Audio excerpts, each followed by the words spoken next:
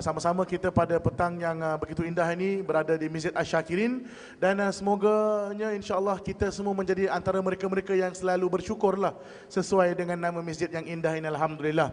Pada hari ini insya-Allah kita bersama dengan saya di atas pentas dan bagi saya kerusi yang serba sempit sedikit ni adalah dua personaliti yang saya sangat hormati.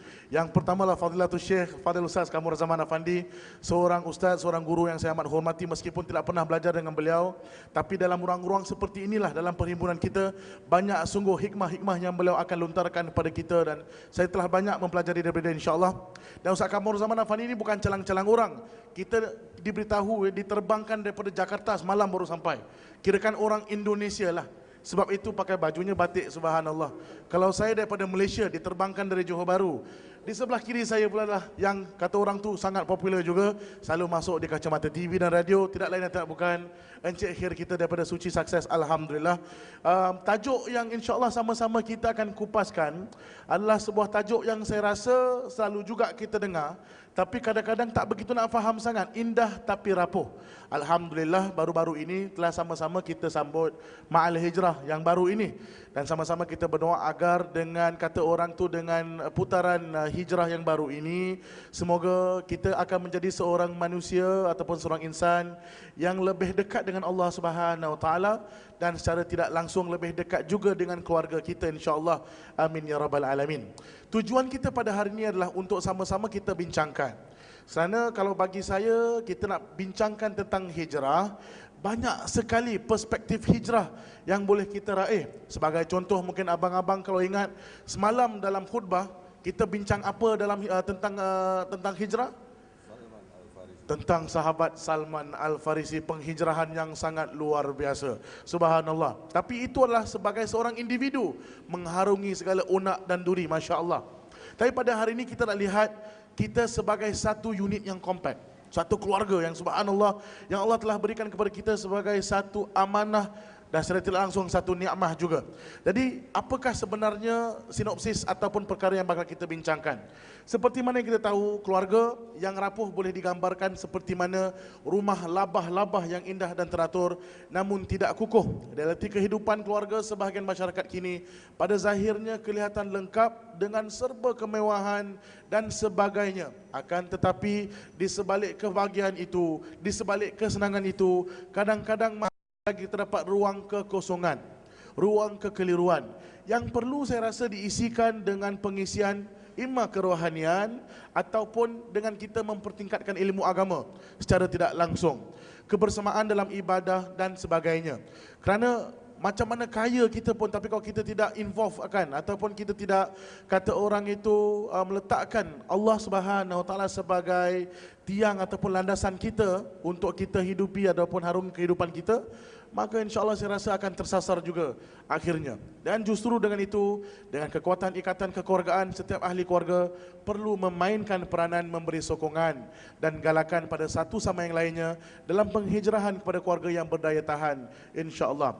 Jadi sebab itu kita ada pada hari ini untuk kita lihat bagaimana kita sebagai seorang individu dalam unit keluarga yang serba indah sebagai satu anugerah daripada Allah Subhanahu Wa Taala ini, bagaimana kita dapat jalankan tanggungjawab kita insya-Allah. Dan bagi pusingan yang pertama, kata orang itu penyampai kita yang pertama iaitu Encik Muhammad Khair, insya-Allah sama-samalah kita nak tanyakan ya. Rumah tangga yang bermasalah ini boleh diumpamakan sebagai sarang labah-labah yang tersangat rapuh dan jika dibiarkan keadaan rumah tangga itu akan menjadi lebih buruk lagi. Nah, apakah ciri-ciri rumah tangga yang bermasalah dan apakah langkah-langkah yang perlu diambil sebagai solusinya sebelum terlambat? Dipersilakan. Bismillahirrahmanirrahim. Assalamualaikum warahmatullahi taala wabarakatuh. Terima kasih Ustaz moderator kita, Ustaz Kamur Zaman.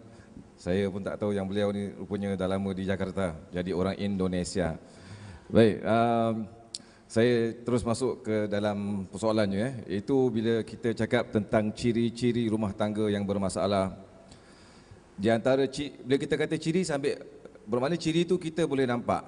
Nanti saya akan sentuh juga sedikit tentang kenapa ciri-ciri itu wujud. Ada punca-punca tertentu yang kita dapati perkara itu apabila tidak diberikan perhatian, maka ciri-ciri itu timbul, ciri-ciri keluarga yang bermasalah. Pertama sekali saya nak jelaskan, bila kita katakan ciri-ciri keluarga yang bermasalah tu bukanlah masalah-masalah yang ringan-ringan. Tadi Ustaz ada berikan kita bayangan itu tentang rapuhnya sarang laba-laba, nampak macam cantik tapi rapuh, mudah pecah dan sebagainya. Jadi bila dikatakan ciri-ciri keluarga yang bermasalah, bukan kita kata, okey, cakap terus terang, mana keluarga yang tak bermasalah kan? Semua ada masalah masing-masing. Kalau ada orang beritahu kita, keluarga saya tak ada problem, semua settle aja, boleh percaya? Tak boleh Ustaz. Memang kita tak ada keluarga yang tidak ada masalah. Semua keluarga ada masalah. Jadi apa masalah yang kita masukkan di sini? Di Singapura ni kalau kita lihat daripada pengalaman kita bergerak dalam masyarakat, membantu masyarakat, tengok kes-kes dan sebagainya, buat tadi pagi pun saya berada di Boon Lay CC, pun sama buat isu ataupun buat program tentang keluarga, tentang kesantunan dan juga kasih sayang dalam keluarga.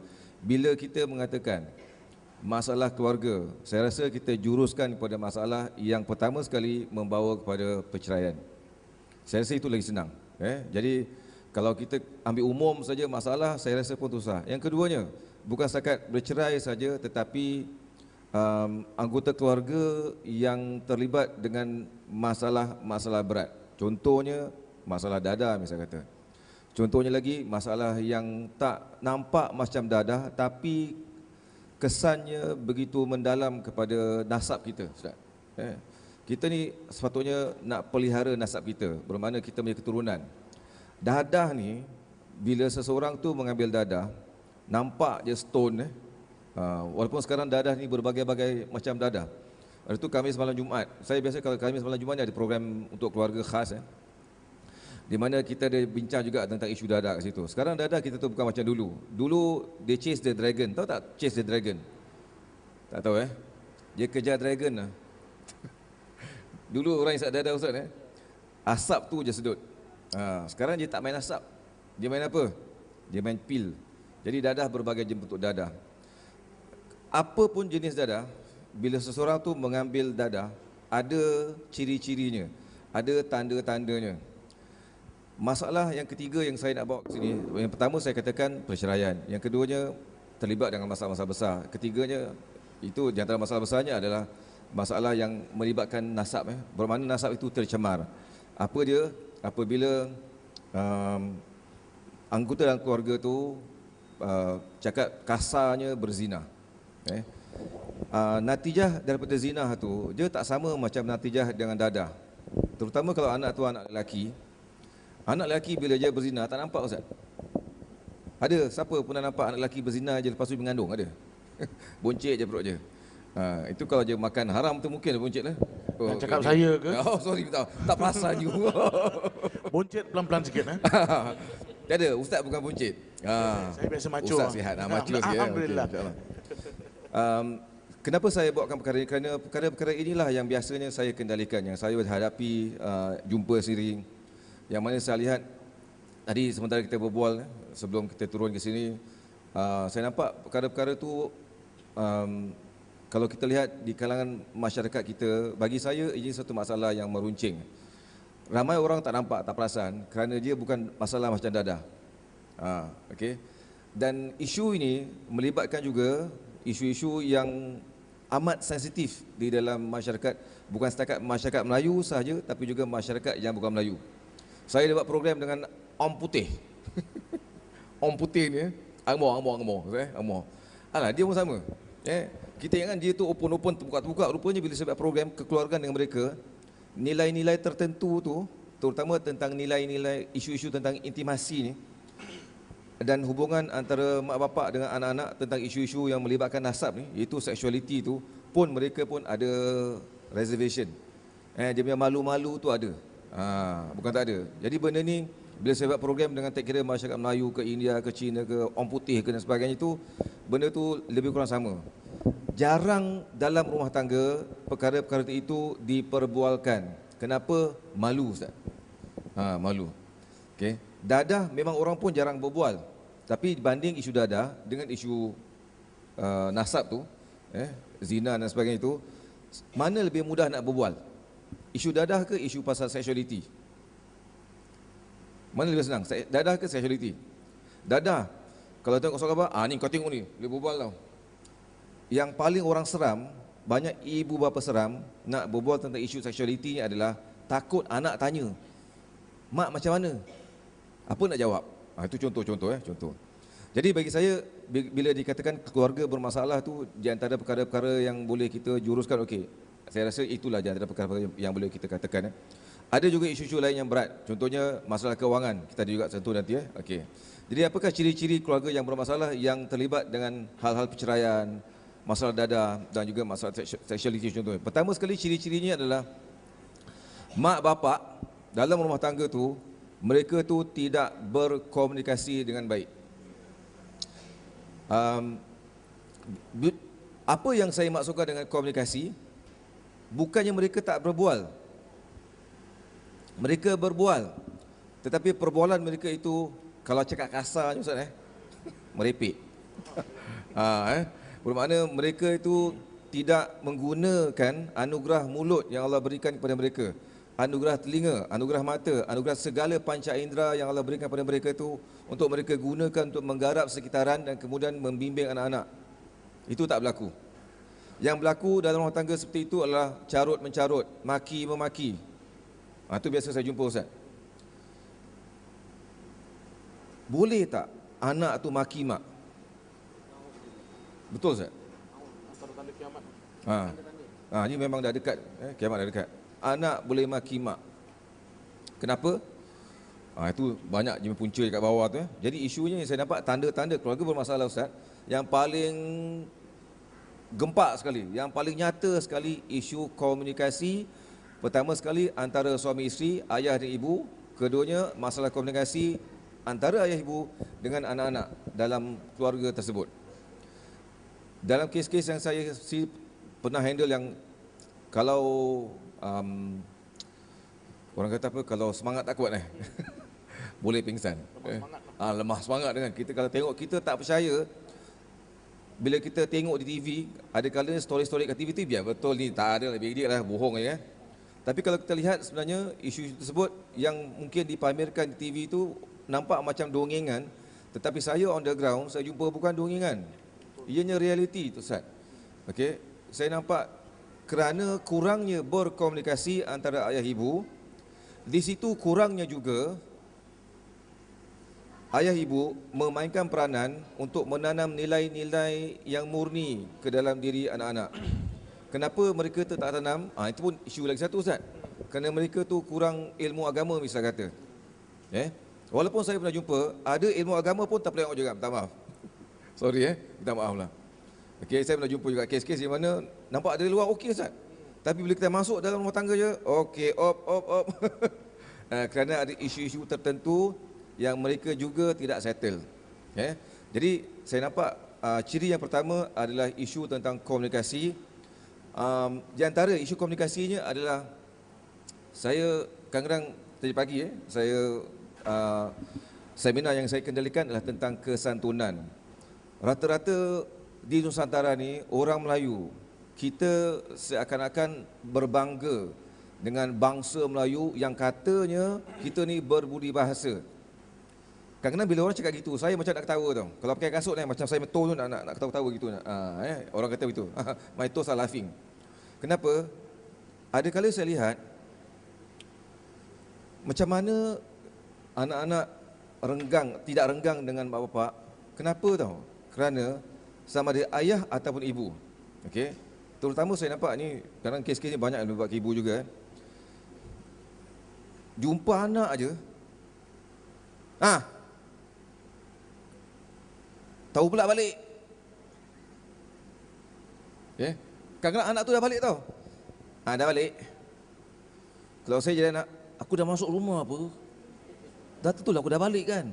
Jadi saya nampak, tak tahu kenapa saya jumpa orang banyak tau. Bahasa yang kita gunakan ni, bahasa menyindir Ustaz. Bahasa menyindir. Bahasa menidakkan, bahasa merendah-rendahkan orang. Kita seakan-akan tak reti bagaimana kita nak memberi inspirasi kepada anak-anak. Kita seakan-akan tidak mengerti bagaimana untuk memberi motivasi kepada anak. Kita seakan kita tidak tahu meraihkan kehadiran anak. Anak balik rumah, bagi saya, bila anak tu balik rumah, lambat macam mana pun, sepatutnya nampak muka je, alhamdulillah, dia balik rumah selamat. Ada setengah-setengah anak tak balik rumah langsung, ada tak selamat balik rumah. Tapi yang malangnya, kenapa renggang sampai ke anak tu terlibat dengan jenayah, sampai anak terlibat dengan macam-macam hal, kerana bahasa kesat dalam rumah tangga. Asyik kena sindir, remaja beritahu kita, tuan-tuan puan sekalian, remaja beritahu kita apa tahu? Alah, balik tak balik sama je, lebih baik tak balik. Balik kena sini, tak balik pun ke sini, sama juga. Jadi bagi mereka tidak ada hal. Jadi saya nampak, bila saya tanya mak bapak, habis nak cakap apa? Nak cakap apa? Dia perangai macam itu. Memang patut kena. Dia kata memang patut kena. Macam mana? Itulah yang Khamis malam Jumaat tu kita ada sesi di mana kita bantu ayah ibu tu ubahlah sikit. Okey, jadi komunikasi saya nampak berat. Saya ambil satu komunikasi dululah. Antara suami isteri pun saya lihat mereka tu bercerai. Komunikasi ni kenapa? Pokok dalam komunikasi dalam rumah tangga seharusnya ada kepercayaan. Saya nampak bila mereka-mereka yang bermasalah ni komunikasi juga berbual tetapi yang membuat komunikasi itu rapuh, laba-laba tu rapuh tu adalah kerana isu kepercayaan. Tidak ataupun kurangnya kepercayaan antara suami dan isteri. Bukan setakat isteri tanya, awak kat mana, awak kat mana? Sebelum Taufik Badisa buat lagu tu, memang ramai isteri dah tanya pun, awak kat mana, awak kat mana? Okay. Saya ada satu program. Mungkin program tu saya boleh offer pada Masjid Asyakirin. Sekarang benda tu dah disponsor oleh MSF pun. Program tu Ustaz, kita datang kan, suami isteri datang, semua bawa handphone kan. Tengah-tengah program tu saya kata, okey, semua keluarkan handphone. Buang semua. Kemudian duduk sebelah suami isteri kan, tukar handphone. Kecoh. Ada setengah suami tu dah pegang handphone. Bodoh je, tak tahu je. Ada setengah isteri yang simpan handphone. Tak ramai ataupun tidak semua yang datang tu mampu untuk tukar handphone. Kenapa mereka tak tukar handphone? Agak kenapa? Dalam program tu namanya rahsiamu, rahsiaku. Sepatutnya dalam suami isteri, rahsia suami, rahsia isteri, rahsia isteri, rahsia suami. Tetapi dalam hal tersebut, sorry lah this is my private space. Ini ruang private aku, kau tak ada hak. Betul, saya jumpa suami, kau tak ada hak nak tengok aku punya handphone. Tapi bila nak, ada hak. Bagus tu je. Dalam kursus rumah tangga, saya beritahu mereka yang nak kahwin Ustaz awak tak kira pasal lelaki atau pasal perempuan, kalau pasal perempuan, awak dengan bapa awak ada aurat tak? Ada batas aurat, betul tak? Kalau pasal lelaki saya tanya, awak dengan mak awak ada batas aurat? Ada. Sekarang saya tanya, bilakah waktunya antara lelaki dan perempuan yang langsung tak ada batas aurat?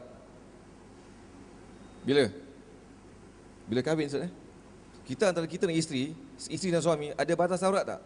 Tak ada. Jadi perkahwinan kan special sepatutnya. Kerana kalau itu dah tak ada batas aurat, patut yang lain pun tak ada batas. Lebih ringan. Lebih ringan betul. Tapi kenapa bila part ini je ada batas. Bila malam aja tak ada batas. Memang nak kena balas. Jadi saya nampak isu komunikasi antara suami isteri pokoknya adalah komunikasi menjadi rapuh apabila antara suami dan isteri tidak ada kepercayaan 100%. Ada belen-belen, itu yang tak bagus. Bagi saya seharusnya tak ada belen. Saya benda ni, tak tahu berapa kali saya dah sentuh benda ni. Kalau saya tengah driving, bunyi, awak jawab lah. Sebab tak ada rahsia. Ada kali saya tengah sibuk, siapa telefon ke apa, saya minta dia tolong jawabkan. Tak ada hal. Itu contoh je, tentang komunikasi di satu tentang suami isteri rapuh ni kenapa tahu? Kerana benda ni juga saya minta benda ni sepatutnya benda alat komunikasi kan Ustaz sepatutnya merapatkan kita. Tapi sekarang benda ni merapatkan ke merenggangkan antara suami isteri? Benda ni. Ni kotak hitam Dulu mana kotak hitam lain Ustaz Kotak hitam dulu besar. Sekarang kotak hitam kecil. Dah boleh masuk poket lagi. Benda ni seharusnya merapatkan tapi sekarang merenggangkan. Betul ke tidak? Kenapa je merenggangkan antara suami isteri? Ini pun dah berlaku sampai cerai tau. Kenapa merenggangkan? Suami balik tak layan isteri. Begitu juga sebaliknya Jadi benda ni nak kena tengok ada hantu je kat dalam. ada jin jan jin jun dekat dalam, nak kena jaga. Benda yang nanti sepatutnya antara suami isteri patut dekat, tetapi dengan benda ni suami dan isteri jauh, suami dekat dengan orang lain, isteri dekat dengan orang lain. Hal benda hitam ni juga. Jadi saya ambil itu dulu, iaitu ciri-ciri keluarga yang rapuh adalah keluarga-keluarga yang bermasalah, yang boleh menjuruskan mereka kepada perceraian dan juga masalah-masalah besar. Saya ambil satu dulu cirinya, iaitu isu komunikasi yang rapuh di antara mereka. Mak bapak ada isu komunikasi antara mereka, di antara perkaranya adalah tidak percaya. Antara mak bapak dengan anak-anak menggunakan kata-kata kesat, suka sindir menyindir, sampai anak tu macam tak betah duduk rumah. Mereka mencari kasih sayang di luar rumah. Bila mereka mencari kasih sayang di rumah, bagi saya dua perkara besar, itu masalah dadah dan juga masalah sexuality. Saya rasa itu dulu Ustaz. Masya Allah, terima kasih Encik Her, subhanallah. Begitulah dia tuan-tuan dan puan-puan rahmat Allah sekalian. Hakikatnya sarang labah-labah tu memang cantik, memang indah. Kalau kita nampak spider web tu, memang subhanallah cantik. Belum lagi kita tengok Spiderman, baru spider web. Spider web saja dah cantik, tapi sangat rapuh. Ditiup angin habis berkecai semuanya. Dan antara perkara yang Encik Her selalu ulang-ulang dalam sesinya tadi adalah beliau banyak menggunakan perkataan komunikasi. Hubungan dua hala antara suami dan isteri ataupun antara ibu bapa dan juga anak-anak mereka. Begitulah juga hakikatnya. Ya, kalau kita kembali kepada sarang labah-labah tu, labah-labah tu pun ada masalah komunikasi juga. Kalau kita baca nature punya, kata orang tu research, kebanyakan daripada labah-labah betina, bila dia dah, kata orang tu dah nikah ataupun kahwin dengan labah-labah si jantan tu, si betina tu makan pula si jantan. Komunikasi juga. Itu masalah labah-labah tu lah. Pernah labah-labah pergi court cerai? Tak pernah, suami dah mati dulu. Tak sempat nak pergi court. Jadi sekarang ni masih lagi dalam kata orang tu bab komunikasi. Kita nak lihat, sudah semestinya kalau ada masalah komunikasi antara ibu bapa dan juga masalah dengan anak-anak, sudah pastinya ada permulaannya. Adakah permulaannya tu bermula sebelum lagi ada anak-anak? Yang ni apabila kita cakap sebelum lagi ada anak-anak, ini zaman kahwin-kahwin lah, atau zaman lagi belum kahwin lagi. Artinya di sini kalau secara kata orang tu maknawinya, kita nak bincangkan tentang pernikahan lah antara dua insan yang Allah Subhanahu Wa Taala telah satukan, insya-Allah. Jadi pada sesi ini bersama ustaz kita yang diterbangkan daripada Jakarta, insya-Allah. Mungkin Ustaz boleh kata orang itu kupaskanlah tentang pernikahan, bahawasanya keluarga itu terbentuk dengan adanya perkahwinan, pernikahan. Dan mungkin Ustaz dapat berikan sedikitlah penjelasan berkenaan pengertian, kepentingan dan tujuan pernikahan itu pada asalnya dalam kata orang itu input Islam. Dipersilakan Ustaz. Bismillahirrahmanirrahim. Alhamdulillah wassalatu wassalamu ala Rasulillah wa ala alihi wa sahbihi wa man wala. Terima kasih kepada Bapak moderator ya. Dan terima kasih kepada Bapak Muhammad Khair yang telah memulakan pembentangannya. Dan insya-Allah saya cuba kata orang tu saling lengkap melengkapi. Beliau membicarakan tentang kekeluargaan dalam konteks masa kini dan dia terangkan rumah tangga yang bermasalah. Mari sama-sama kita muhasabah, kita balik semula. Mungkin ada dalam keluarga kita yang bermasalah, sekarang ada. Tapi tak menjadi masalah untuk kita muhasabah. Telanjur kita ke arah balik semula ke arah kebaikan. Kita lihat perspektif Islam, perspektif Al-Quranul Karim dalam membahaskan atau menceritakan tentang rumah tangga itu atau perkahwinan. Ibu-ibu, bapa-bapa yang dirahmati Allah, kalau kita lihat ya, dua kalimat dalam Al-Quran yang menceritakan tentang perkahwinan sangat banyak disebut. Nikah 23 kali disebut dalam Al-Quran dan dia punya perceraian-ceraiannya. Kalau kita belajar bahasa Arab, dia punya fa'ilnya, masdarnya, nouns dia punya verbnya, adjektifnya. Bahasa Arab banyak dia pecah-pecahannya. 33 kali berulang dalam Al-Quran. Itu nikah. Belum cakap pasal zawaja. Zawaja yang mana kalau kita seorang lelaki, macam kalau Sumatera saya kalau Kalau saya datang dengan isteri saya, Ustaz Akhir datang dengan isterinya, Cik Akhir saya bilang pada isterinya, puan, ini zaujah saya perkenalkan, zauj, pasangan saya. Cik Akhir pun bilang, puan, ini zaujah saya. Cuma Ustaz Fizar tak boleh. Belum lagi ada zaujah ni. Coming soon Ustaz, doakan, berkat. Belum lagi. Makna kalimah zawaja dan urutannya 80 kali disebut dalam Al-Quran. Kedua-dua nakah dengan zawaja ini menceritakan tentang hubungan perjanjian antara lelaki-laki dan perempuan untuk disatukan sebagai sepasang suami isteri dengan secara halal. Ini kalimat ini ada. Mengikut apa ketetapan yang ditentukan oleh Allah Subhanahu wa taala, kalau manusialah itu, dan kalau makhluk selain pada manusia itu juga merupakan ketentuan sunnatullah dalam ciptaan selain pada manusia, makhluk yang lain. Itu pentingnya kalimah zawaja dengan nakaha dalam menceritakan tentang hubungan antara suami isteri. Dan sebelum saya membicarakan tentang tujuan tu tujuan, dan saya akan cuba kaitkan dengan apa yang Cik Khair telah sebutkan juga, perlu saya garis bawahi dalam Islam Al-Quran, sebelum Allah Subhanahu wa taala menceritakan, sebelum Allah SWT menciptakan manusia, makhluk pertama yang bernama Adam alaihi salam, Allah mampu untuk menciptakan Adam, terus menciptakan. Tetapi Al-Quran menggambarkan sebelum Allah mencipta Adam, Allah berbicara dengan para malaikat. Wa idh qala rabbuka lil malaikati inni ja'ilun fil ardi khalifah. Ibu-ibu, saya nak menarik pandangan anda tentang ayat ini Allah berfirman, berbicara dengan para malaikat, dan Allah sampaikan kepada para malaikat bahawa ini sesungguhnya aku ja'ilun fil ardi, akan menjadikan di muka bumi ini makhluk manusia yang akan menjadi khalifah.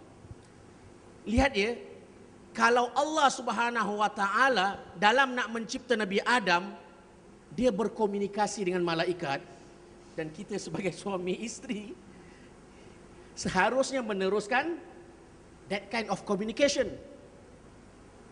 Allah yang pemilik segala-galanya, dia tak payah bilang pun orang tak perlu tahu. Tetapi Allah berkomunikasi. Ini komunikasi sangat penting. Allah sendiri berkomunikasi dengan para malaikat. Seharusnya sepasang suami isteri atau ibu bapa dengan anak meneruskan budaya komunikasi tersebut. Ini perspektif Al-Quranul Karim. Kemudian dari perspektif Al-Quranul Karim juga dalam menceritakan tentang soal seks. Ini dia. Apa yang saya kaji dalam tafsir-tafsir para ulama, dalam menceritakan tentang seks tuan-tuan dan puan-puan, ini saya terbuka, saya tak nak selindung. Sebenarnya seks dalam Islam adalah suci dan murni. Dia bukan sesuatu yang kotor dan jijik. Kalau tidak, hubungan suami isteri tidak ada dalam Al-Quran. Allah sebutkan, walhal dalam bulan Ramadan, di saat kita berpuasa, tinggalkan isteri, beribadat, tapi Allah tahu bahawa nafsu kita pun tak tahan. Alimallahu annakum takhtanuna anfusakum. Allah mengerti yang dalam jiwa kamu juga tak boleh tahan. Allah tahu.